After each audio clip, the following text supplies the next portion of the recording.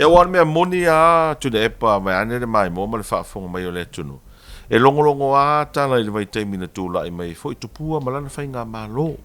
Tu lou. Le ana ai patua mo ai le tunu. Yo. Ai ole me moni la. Se ku lou ale upe toi e tia o alanga ole me moni.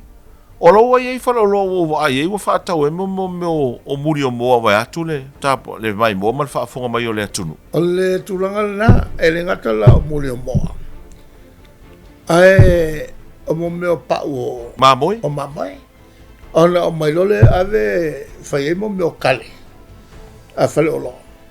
A mo me o fale. E anga la sa o kele o iro la o nga o mamoi me yo.